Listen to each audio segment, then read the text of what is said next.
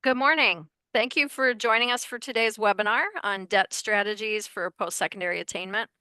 As we get started, if you can share your name, your location in the chat, if your name isn't already on your photo, and the organization that you're with. We do plan to have Q&A session at the end of this presentation today, but if you do come up with questions during the presentation, please feel free to put those in the chat. And we are recording the session, so we'll make it available to all of our registrants next week after we get it compiled.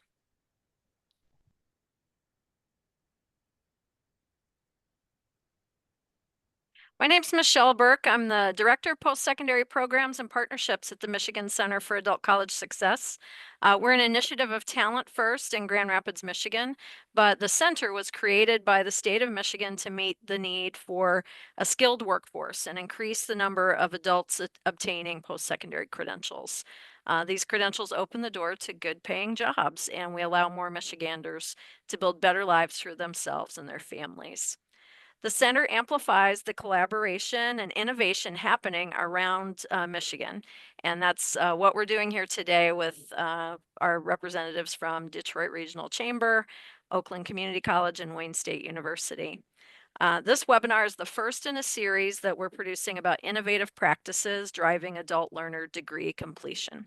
Nearly 1 in 4 Michigan adults are estimated to have earned some college degree, but no credit, or some college credit, but no degree. And we want to discuss some strategies that are removing barriers that many students experience in being able to return to college and earn a post-secondary credential. So thank you for joining us today. And I'm going to allow our panelists to introduce themselves. So if we can get started with Amber. Hello, good morning. My name is Amber Greenway-Neer. I'm the Director of Student Success and Post-Secondary Partnerships with Detroit Drives Degrees through the Detroit Regional Chamber. And Pat. Hello, everyone. My name is Patrick Byrne. I'm the Senior Director of the Bursar and Student Financial Services area at Wayne State University. And I came on to Wayne State in 2019, right after our implementation of the Warrior Way Back program. And excited to talk to you out today. And Kristen. Hello, Kristen Carey Lee. I'm Director of College Strategy at Oakland Community College. And Steve. Good morning, Steve Simpson. I am the Chief of Staff and Strategy at Oakland Community College, and we are just in the beginning stages of getting into our debt relief program. So that's why I'm here. Great. Thank you so much for joining us today. We really appreciate you. I want to particularly thank Amber and recognize the good work that Detroit Drives Degrees has done to encourage debt relief strategies among several institutions in the Detroit Regional Chamber's service region.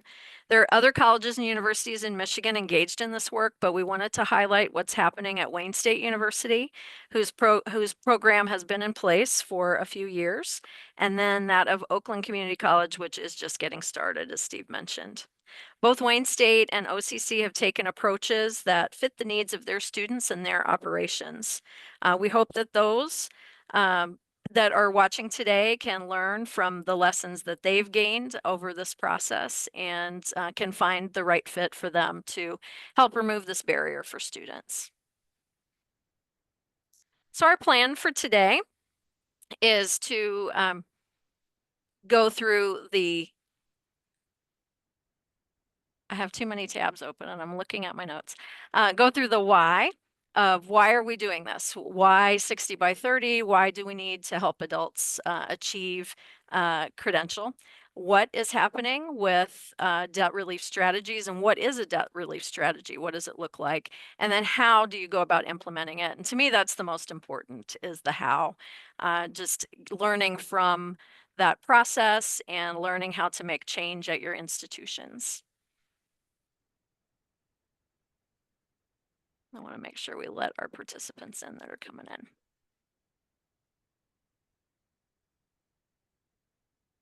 So this is our why. And as many of you who are on the call know, 48.9% of adults in Michigan lack post-secondary credentials. So we want to provide more opportunity for Michiganders, want to bolster enrollment and success of post-secondary institutions, reduce the cost of the state's social safety net programs, increase those tax revenues, and lift Michiganders out of poverty. And at this center, the Michigan Center for Adult College Success, variety of research around adult learners. We conducted a landscape analysis in 2023 that you can find on our website, and we're updating that this year. We also have a variety of other research that's happening that we've worked with TCAS and some other institutions to learn more about what's happening for Michigan adult learners to bolster what's happening on the national front. We know that adult learners are feeling the crunch. So nationally, a Lumina study found that 87% of students who drop out of college cite finances as a major contributing factor to dropping out. And we've got some new information coming from Michigan Reconnect applicants, so those applicants to that scholarship program. This survey, the analysis is still in process, but initially we found that 48% of the applicants surveyed, there were about 9,400 of them. 48% are concerned about paying for college. I was very surprised about the 53.9% of Reconnect applicants have some college credit but no degree, but 37.5% already hold student loans from their previous college experience. So that's definitely a concern, and it can be a barrier for those students who want to return. And 40.2% of the Reconnect applicant survey respondents want to help navigate, they want help from someone to navigate that student loan repayment and deferment process. So we know students want help. We know they want to come back to school, but we know money's a huge concern for them. And that previous debt that they're holding is a definite concern. So I'd like to turn it over to Amber so she can talk about what has been happening in the east side of the state and with institutions and trying to help adult learners return to school. Awesome. Thanks so much, Michelle. So to get started, I would like to address the question about why a regional chamber is involved in this sort of work. It's not always intuitive, especially to those of us who come from the post-secondary space. So as a Chamber of Commerce, the DRC is committed to representing the interests of our business members. So we represent businesses across the Detroit metropolitan area, not just in the city, and across all major industries, of course, with an emphasis on the auto industry, being we are Detroit, as well as the health sector.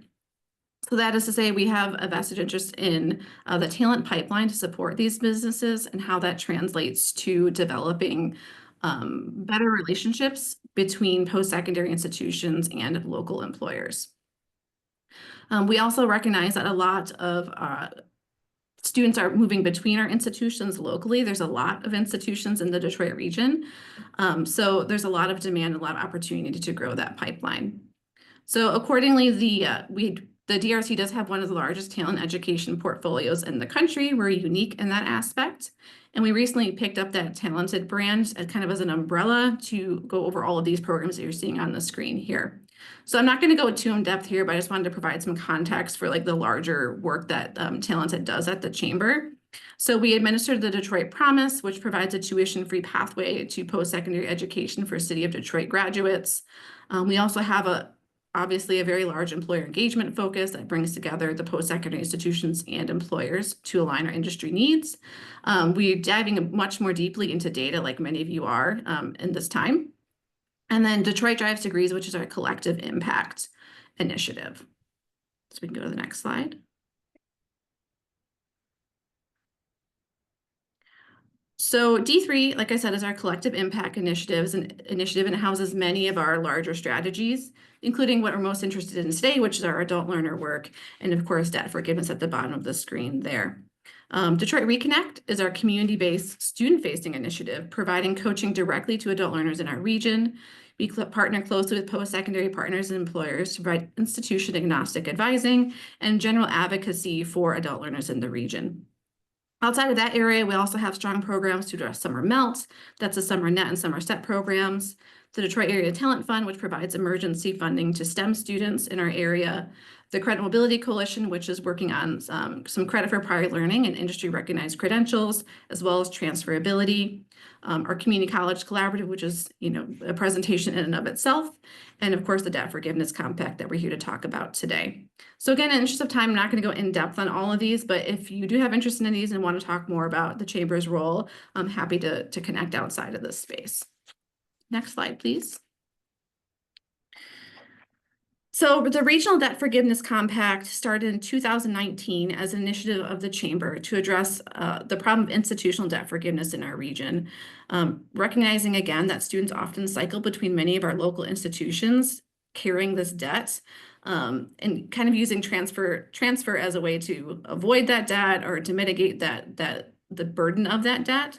So that means that as a regional chamber, we wanted to identify a systemic problem rather than solely relying on institution-specific problems. Although that's key to making this work, we're going to hear more about that from our partners later on. So getting started, the compact included 3 institutions. So that's Oakland University with their Golden Grizzlies graduate program, Wayne State University with the Warrior Way Back program, as well as Henry Ford College has a program as well. That's since expanded to several other institutions, but this is where it all got started. To join the compact, the institutions needed to commit to 3 key aspects. The first being that it's an unlimited opportunity, so there's no cap to the number of students that can participate. The idea being it's not like a scholarship, but instead we want to open this up to as many students as possible. It also needs to be flexible, so it works both at the community college level as well as at the university level. And the third is reciprocity. This one is really interesting and really, I'd say, ambitious. The idea being that participating institutions agree to share academic transcripts among each other, as well as kind of work together to forgive debt at partner institutions, provided they enroll at one of the partners in the compact. That piece didn't really launch for a number of reasons, primarily because the state of Michigan doesn't have a SHIO or have a central place to kind of manage the student loan debt, so the administrative burden of that is huge. But it's also partially mitigated by the recent changes in transcript policies nationwide, which I'm sure many of you are familiar with. But it's still something that we're thinking about and trying to bring more institutions into this space to really maximize the benefits to students regionally. And I think to your point, Amber, because we don't have a state coordinating body the way that many states do, it's even more important for organizations like Detroit Regional Chamber and even the Michigan Center for Adult College Success to try to be that link between institutions to help share information, help build policies that can be consistent so students can move seamlessly through their educational experience and try to remove as many of those barriers as we can. So thank you so much for this work. Absolutely. So here's some of the kind of guiding principles that were informing why we were thinking about debt forgiveness beyond the obvious. So thinking about improving graduation rates, I would say like a well-executed and efficient debt forgiveness program can have a positive impact on your 6 or 7 year graduation rates, as long as you're proactive in thinking about what that looks like. It's also an opportunity to address financial literacy moving forward. So for students to be in the situation there was something that didn't work, right, the way it was supposed to, or the way that we had planned. So this is an opportunity to connect with the student and provide those financial resources and literacy that they're going to bring into all aspects of their life moving forward. It's also much more cost effective to retain students rather than recruit new students. And of course, that retention calculation is really important to all the work that we do. I also know working one-on-one with students for a long time that stopouts typically do want to return to their original institution if possible. The goal isn't always to cycle through all of these spaces because there's a lot of allegiance to that alma mater. So this is an opportunity to retain those and kind of rebuild that trust with your students. We also work on removing the stigma of carrying debts. Not a lot of students want to share that they didn't pay on that bill that was due or how much that student loan debt is, even though a lot of us are in that same situation. But if we can name that and address it and work with students through that, then it's not quite as much of a burden and they're much more encouraged to continue their education.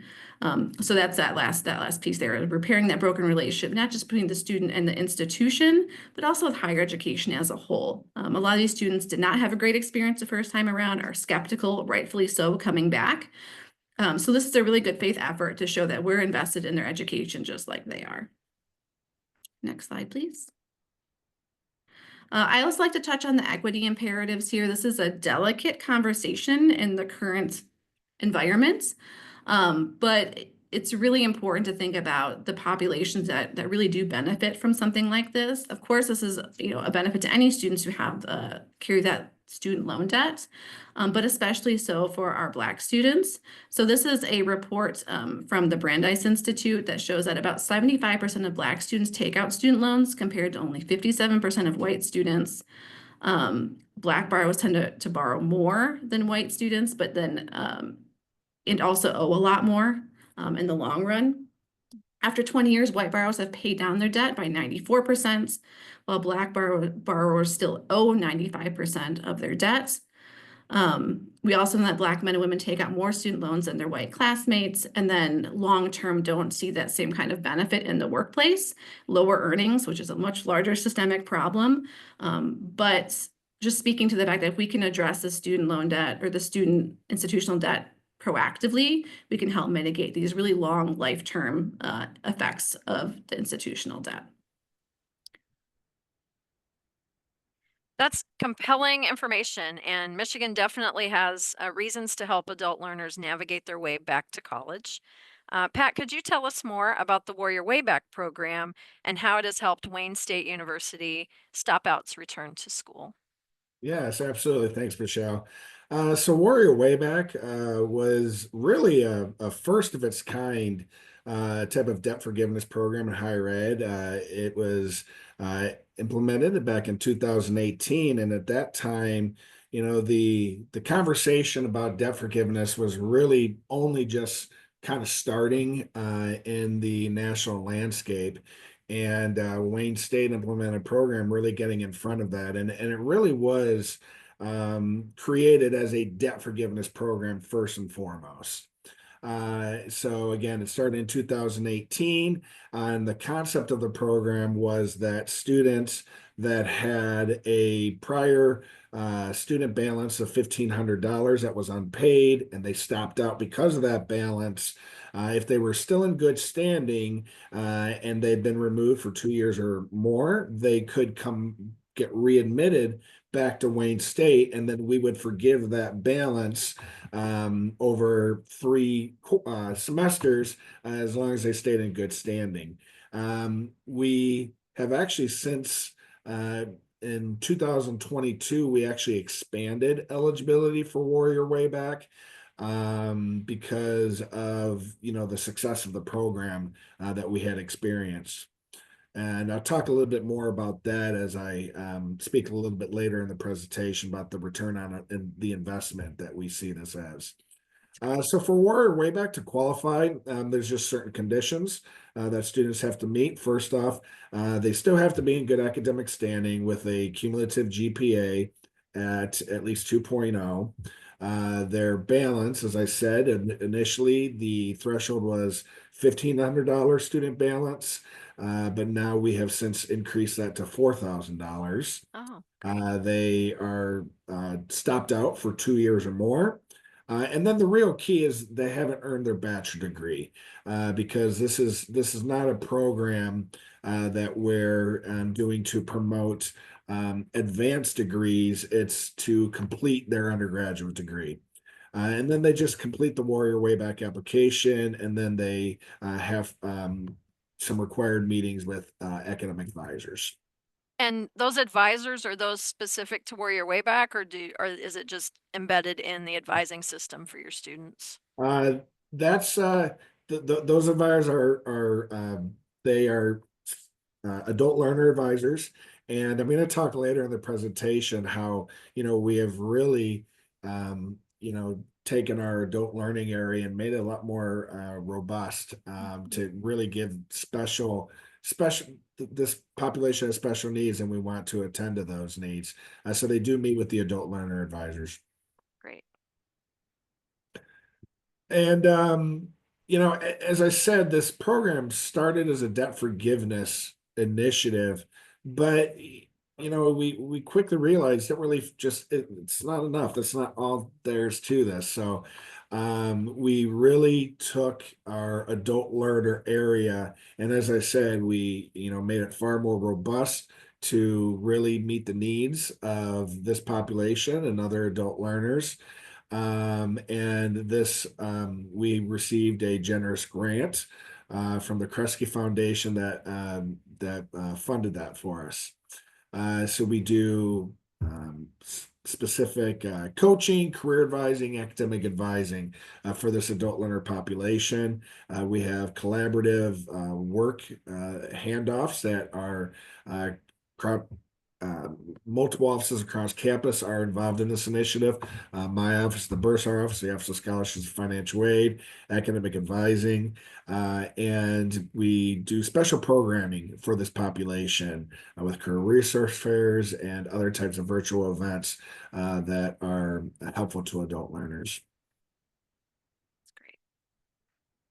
So to have that wraparound support to go along with the forgiveness is helping with that investment as well. Absolutely. Amber, could you share about what's happening with the other members of the compact? Yeah, so I'm happy to share on behalf of some of our other partners who've been at this for quite some time, along with Wayne State. So this data is as of winter 2025 for Oakland University. They've had 546 students enroll in the program and 336 graduates. With 16 candidates, this was for December graduation. I think what's interesting about working together as a compact in this debt forgiveness space is that each institution is doing this a little bit differently and for different reasons. So something that we learned from OU was that they didn't necessarily have as many students as maybe some other institutions that were carrying institutional debt. Or as large of institutional debt for a variety of reasons, but there was still very much a need with this population. So they used their OU Reconnector grant, which does provide some funding for that past due university bill, but they also have a different kind of like scholarship opportunity built into it. Where if students don't necessarily need the debt forgiveness piece, they can use this like moving forward to help fund their next semester or their continuing work, which I think is a really cool way to tackle this. Kind of speaking to what Pat said earlier about like, the debt forgiveness isn't enough. There's still that continued need for financial support moving forward.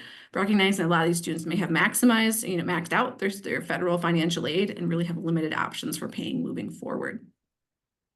And Henry Ford, they also have a debt mitigation program. They've had about 500 students receive support through the initiative.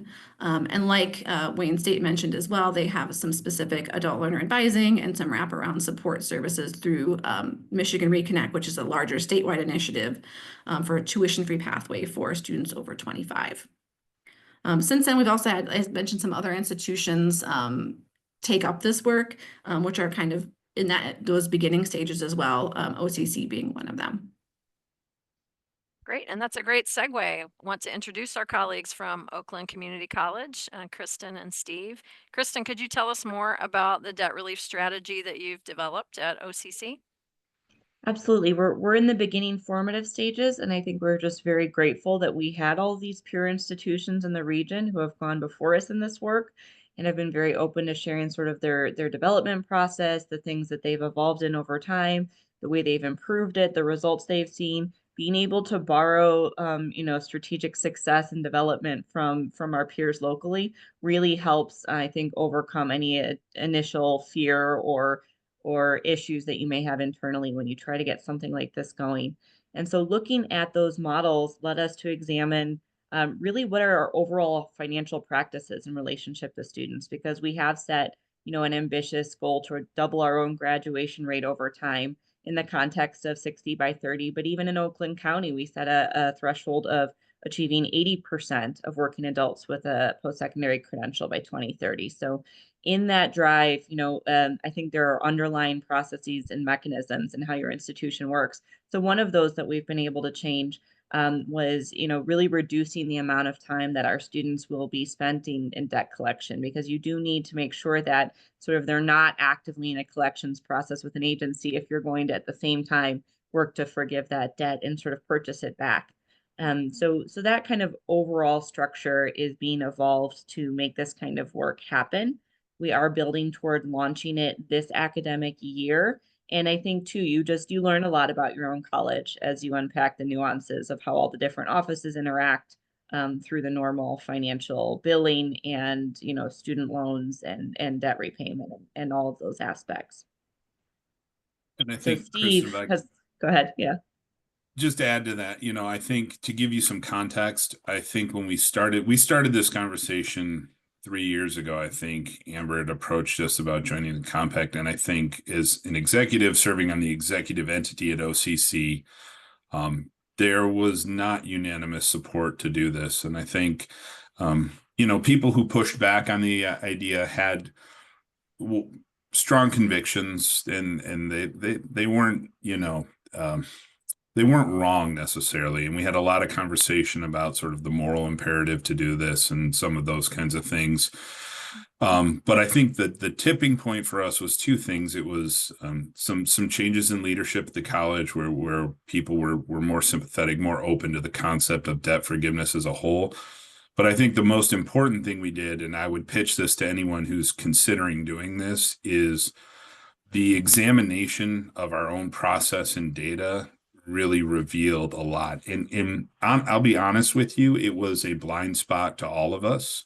It was something that had existed forever, right? Students have student debts and some of them don't pay it. And that was just sort of a thing that continued on, for decades, right?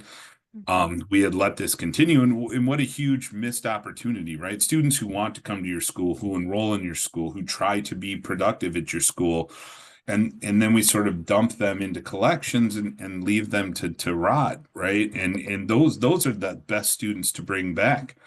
And I think when we started to look at this finally after years, we noticed a couple things that have had huge impacts, whether or not this moves forward. And Chris and I are going to make sure it does. But we noticed that a lot of school processes were creating this harm for students. Mm-hmm. How we report non-attendance, how and who and when we sent students to collections. How long we're letting students sit in collections. And we learned so many things. We learned that, as many of you don't really get a ton of money back from sending students to collection, proportional to the harm that you cause that family, to their credit, to their ability to do life as a result of that. And digging out that data, it helped us change and make really positive business improvements, but also like moral sort of social justice improvements to what and how we do things as a college. So, if you're considering it, the examination of your debt processes in and of itself, whether you pursue forgiveness or not, was a huge benefit to us, and really shone a light into a dark corner of what we do, and really challenged a lot of what we thought about it. And that examination ultimately became, I think, the tipping point to universal executive support to do this, right? And as we'll talk, as Patrick talks later, I always approach things from two ways, right? You can do things because it's the right thing to do, but if you don't like that argument, it's financially beneficial, right? So you can take that. So whatever gets you there, we've got both. But if we hadn't had this conversation, if we hadn't looked into it, we'd still be just blindly causing all this harm. And so just dig into your information, and I bet there's insights to be gained at any institution, whether you pursue a formal program or not. So I just wanted to kind of add that context around OCC to help you understand where we were and where we are today. Yeah, thank you, Steve. And you're answering the next question, which is how do you go about this? And so you really hit the why. That don't miss that opportunity, and don't leave those students behind. Don't take a student's debt and put it in the corner and let the student not complete their goals. So moving on to Pat at Wayne State, I think you've learned so much, and you have a lot to share with how you got stakeholder buy-in, how you really proved that return on investment to your leadership to make it happen for students at Wayne State. Yeah, Steve, just what a great segue, because This really does make sense all the way across campus. And it makes sense for both the academic side, the enrollment side, but also the finance side. And even though, from the finance side, we have financial interest in this, the enrollment side has enrollment interest, those interests are aligned. And that's what we've learned over the years is how to tell that story in a way that makes sense to both sides. So we've really championed this all across campus. Obviously, from enrollment management, it just makes sense to this is a pipeline for enrollment. And during the pandemic, particularly, as all higher ed institutions were struggling with enrollment, we leaned into Warrior Way Back, and we're very intentional about recruiting with Warrior Way Back because that was bringing those students back, and it was increasing our enrollment numbers. Student success, that is absolutely clear. This is an absolute proven program that is improving graduation rates. And every higher education institution is working to improve graduation rates. So that makes perfect sense from a student success standpoint. The real challenge, as Steve was alluding to, is understanding how this makes sense from the finance side. And I'm going to go a little bit into that, our perspective and understanding how we look at this as a return on investment. And for us, it's been abundantly clear that this makes financial sense. And obviously, from a public relations standpoint, this is a program that has, as I said earlier, we are one of the first of the kind in the country to do this, and it's generated some good press from a public relations standpoint for us. If you could just go back one slide, I want to just talk a Sure. little bit really quickly about, key campus partners that it does take for this to be successful, because this is another one of our learning lessons, is making sure that all the areas across campus not only have that buy-in, but have that collaboration.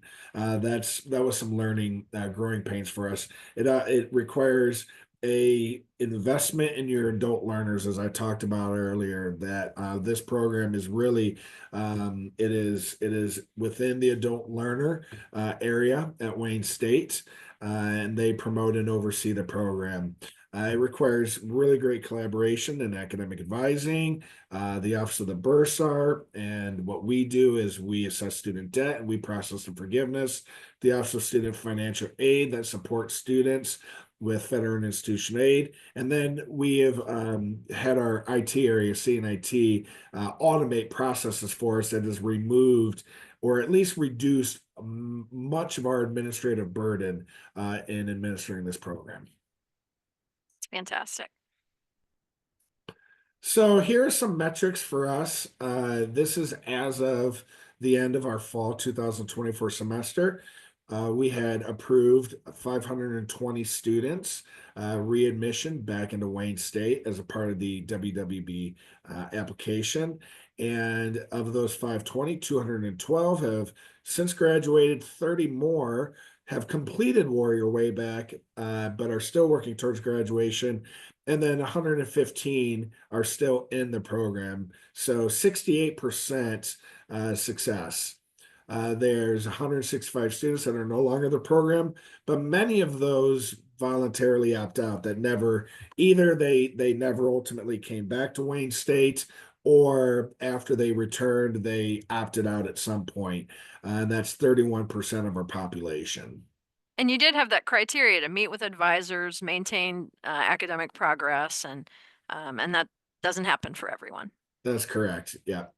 Yeah, the financial good standing, they have to maintain good standing with their new balances, and then academic, they obviously have to meet academic requirements of that 2.0, and unfortunately, obviously some students didn't meet either of those. But again, a lot of that 165 is students that just they were approved to come back, but then ultimately didn't attend, or stopped attending after a semester or two. But 68% success rate. That's Absolutely. amazing. 212 degrees, Mhm. which is fantastic. So, one of our learning lessons is really trying to understand the financial implications of this. And for us, the eyeball test always said this just makes sense. But how do we quantify that? Is something that we had to figure out over time. So we developed an ROI model that we have our starting cost. This is the total eligible starting amount for all 520 students was 1.5 million that theoretically would be forgiven if everyone completed the program. The financial returns, we have realized $7.1 million in lifetime tuition revenue, and we received just north of $500,000 in payments just to be eligible for the program. The cost is any new balances that you might incur as students come back and they take on a new balance. That for us was 760,000, and then we've forgiven 356,000 of the 1.5. So our return on investment calculates out to 318%. And I've been tracking ROI, and it is always consistently between 300-400% ROI. Wow. And that was the story that we told to our CFO a couple years ago to say, look, there's merit in expanding eligibility to this. We looked at how many students had balances 1,500 and less, and then 1,500 and higher. And we determined that for us, we could continue to have very positive ROI up to the $4,000 threshold. And that analysis was the support that we needed to expand eligibility from the 1,500 to the 4,000.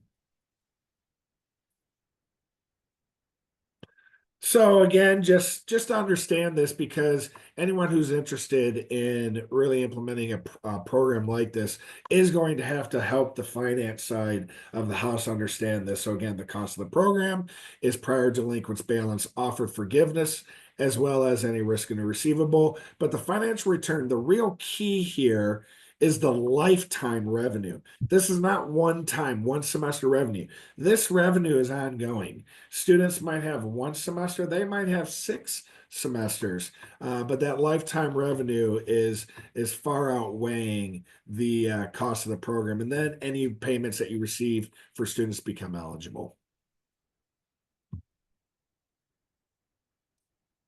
So I know when speaking to a finance person, the numbers have to make sense. So I'm providing a very simple to understand example of how this makes sense, not just the eye test.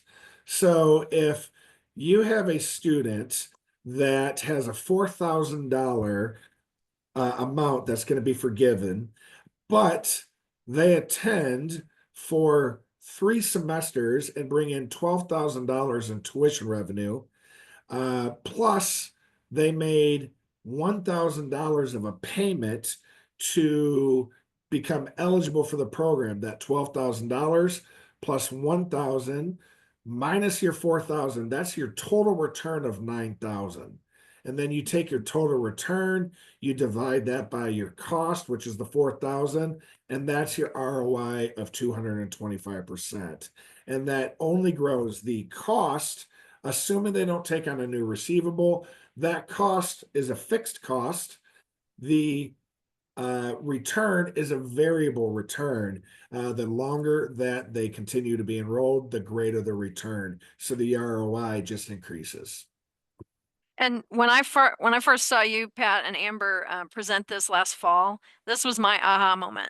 That knowing students who have that, what they think is an insurmountable barrier, that I'll never be able to pay back that money, and then I got to spend more money. And so for an institution to invite a student back, to offer them a path to get that previous debt forgiven and to progress to degree completion, for me, that was just when the bells went off. And I definitely wanted to have you share this information with more people. So thank you for putting all this together and telling that story. And similarly, so Steve and Kristen at OCC, what are you looking at? And I know you mentioned looking at data, and I'm really excited about the dashboard that you're going to share today. What could you tell us about your process?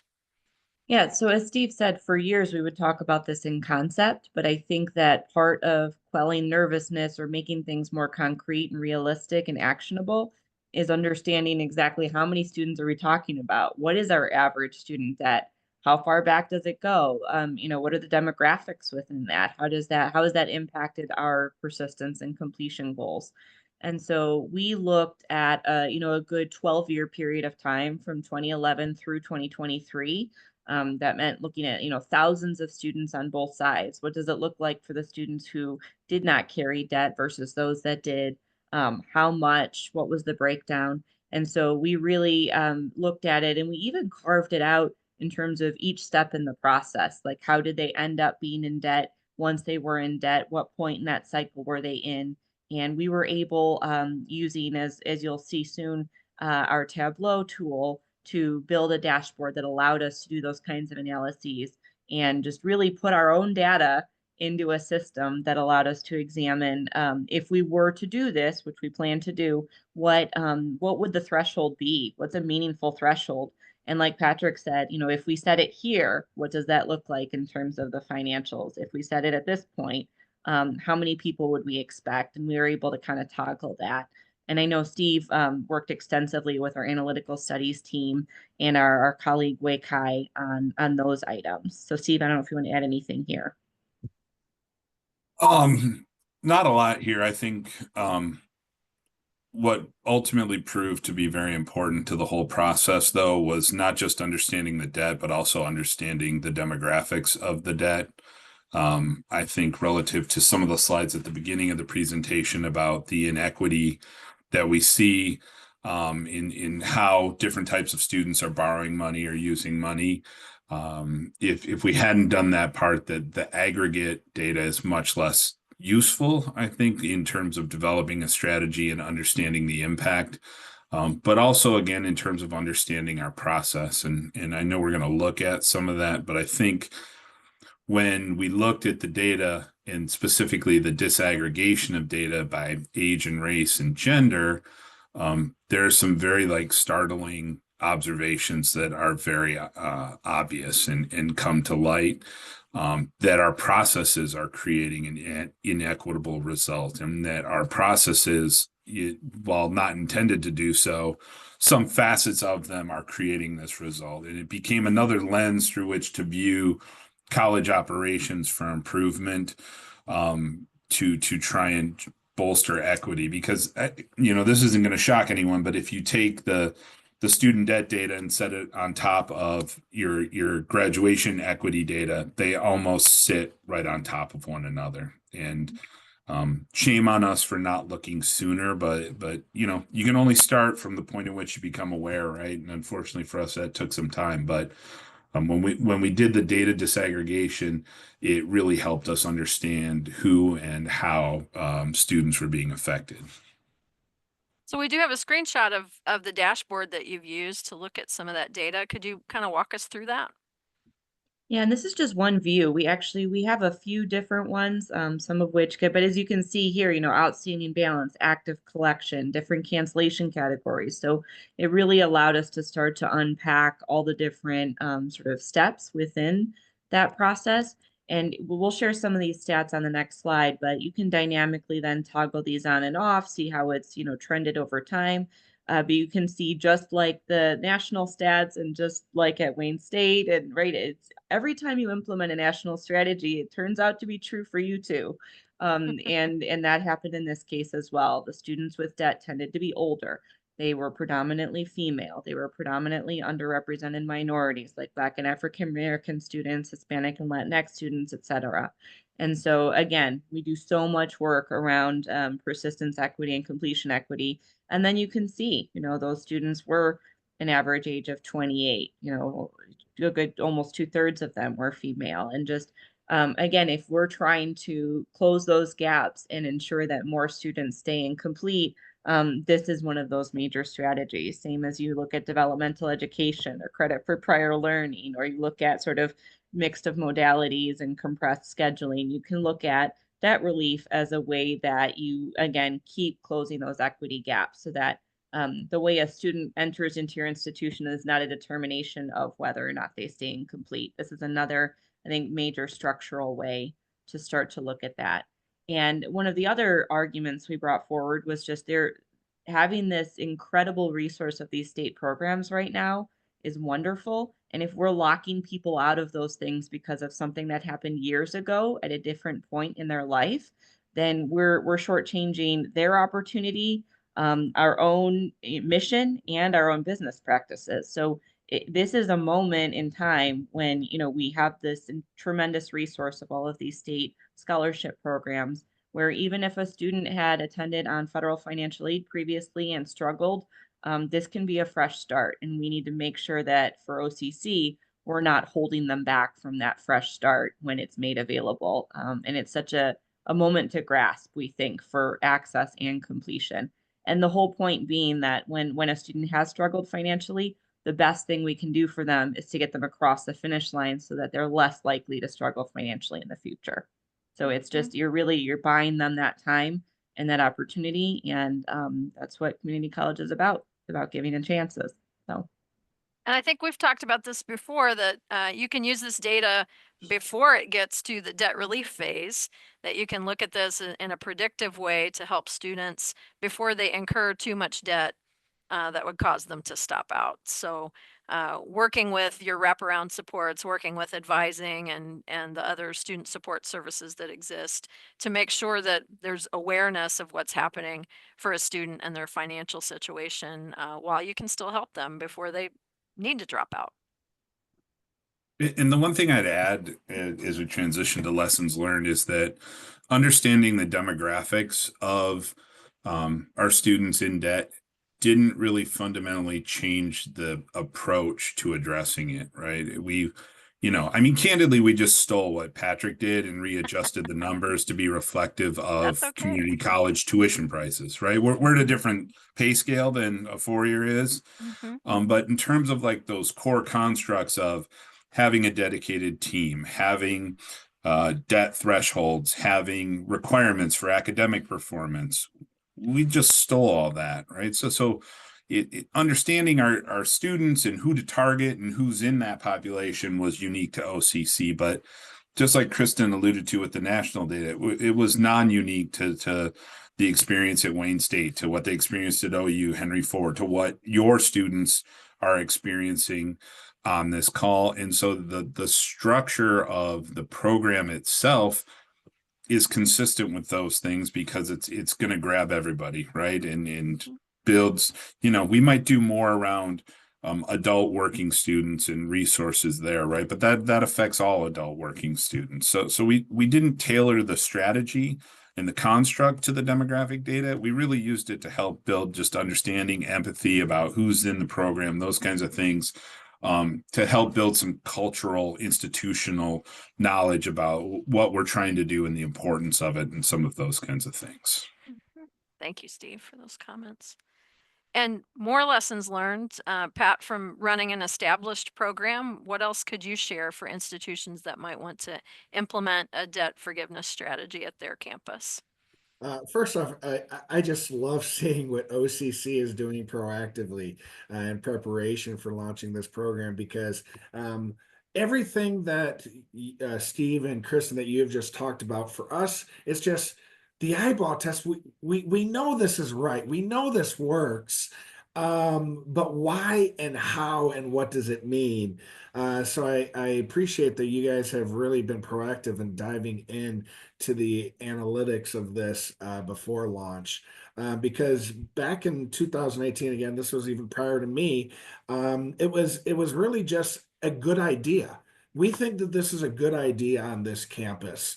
Let's do it. And as we were going along with the program, yes, the good idea is working.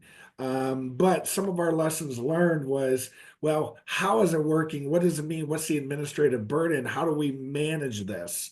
Lesson learned number one for us, as I said earlier, it's not just about debt forgiveness. It's about building a foundation for support for this returning population and how they can be successful, and then also how to administrate that, because 2018, 2019, 2020, we were just working with multiple spreadsheets and trying to manage cohorts just on, okay, where are we at with these spreadsheets?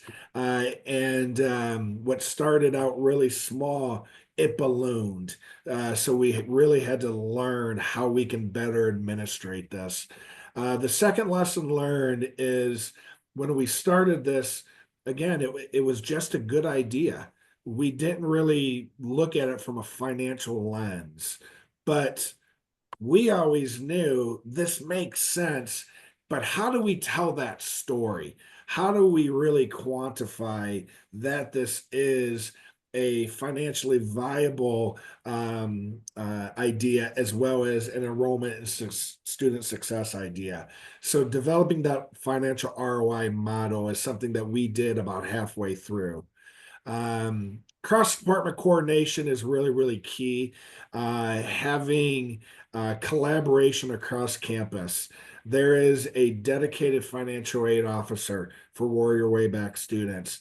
As I said earlier, with the adult learner, there is dedicated support. We have a dedicated person with the Office of the Bursar that administers the Warrior Way Back program. So having that cross-department collaborative effort has been key. And then also from the reporting, I love, Kristen and Steve, what you've done with your dashboard, figuring out how to have a reporting model both for the retention aspect, but then also for the financial ROI aspect. And lastly is consider how you can automate this from the start, because when we started this, it really was small and it was not as much of an administrative challenge. As that grew, the administrative burden from the application process to the admission process, all the way through the forgiveness process, it was providing administrative challenges for us. So 2 years ago, we automated all of it. So now we, have really minimal administrative burden. And for institutions that are thinking of doing this, I'm happy to share kind of some of the things that we learned, and how we can automate this to alleviate some of that administrative strain. Yeah, that could be a presentation in itself, I'm sure. And that's a big part of the how, and it's not one that we as leaders often think about because it's the stuff that happens behind the scenes. But any kind of scale and automation that you can take to a process will can be really helpful in the long run. And Kristen and Steve, lessons learned in our last few minutes of the hour. Yeah, I mean, just the concept of it can be overwhelming, but at the end of the day, when you look at your data, we found on average a student owed us $834, and that's not a massive amount for us, and it can be for them. Everyone's operating at different scales, right? But it's the size of magnitude of your tuition versus your student. It means more to them in their life, in most cases. And there are some great guardrails, right? I mean, this is very much student success focused. It's about academic progress. So it's a second chance. It's not a write-off. And so it's they have to show that ability to continue and to maintain that positive academic standing and to make progress forward. And at the end of the day, you're financially gaining, you're serving your mission, you're helping more people, and the amounts that are holding them back are often not as large as you think. And so it really is something that is mutually beneficial all around, once you're able to work it out. So we're grateful that others went before us and we didn't have to reinvent the wheel. We can stand on those shoulders and see that success and those returns, and make that more successful here from the start. So I know Steve's pushing it forward. at the executive level and with the finance department. And we have a hopeful launch coming in the coming year. But Steve, anything you want to add there? I think I'd just offer two pieces of advice to people that are considering this. I think the first is talk to the people on this call. We're in Michigan. There's no Board of Regents at the state level. No one has to do anything. In a lot of ways, we are our own competitors. And for all the many reasons that doesn't make sense, that's a reality in the state of Michigan. But debt forgiveness, in my experience, has been a true area of a community of interested partners collaborating to make this easy to help those most at-risk students. I don't think anyone holds back any information, and I've found, Wayne State and OU and Henry Ford have been so accommodating just to share. And the reason that we're far ahead is because, Patrick and Amber told us these were the mistakes. Don't do these things. Do this first, and then, and we've benefited from that. So I think this is a true area of interinstitution collaboration where everyone is really just working in the best interest of the students. So please don't try and do it yourself. There's so much good information and so many very collaborative, willing partners who want to help you be successful. And then the last thing I'd say, just like from the executive lens, one thing that's been really helpful to me in communicating to our board recently is to change the way we talk about graduation. So Pat shared that statistic about 221 degrees. The one change I've made when I talk to my board is I don't talk about graduations anymore in isolation, because that's like our metric. That's the operational, right? That's a success metric for schools. But when you want to share this and you want to build support for it, and if you're a community college and you're millage funded, every one of those degrees represents a generational family benefit. You didn't help that one person get through college. You helped their family and their kids and their kids' kids, and go back to all the research that we all know about access to healthcare, wellness, employment opportunity, social mobility. When you talk about getting people out of that very at-risk status that they're in, it's not a degree, it's a degree for that whole family, and it pays benefit to your whole community. And I think depending on your audience, that's a little bit more powerful way to talk about these, to hear them talk about it. Here I am, that's great, 221 graduations, that's amazing.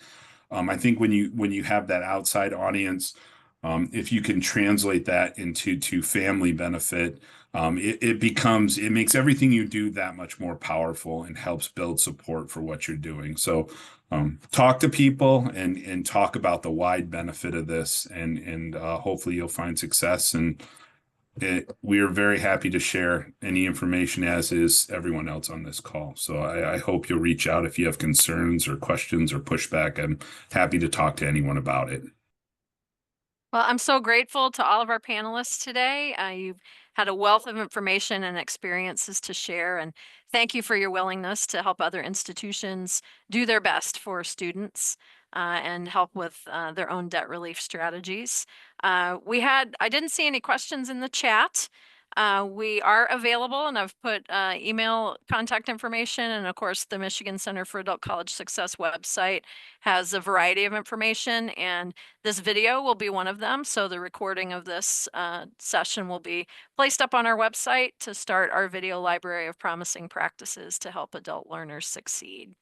So thank you all for your participation today. I know we had viewers from Tennessee, Texas, Colorado, and Michigan. So thanks for participating today. And if you have good news you'd like to share about how you serve adult learners at your institution, particularly in Michigan, email us at the center at talentfirst.net, and we would love to amplify your story. So thanks for joining us today, and happy May Day. Have a great day.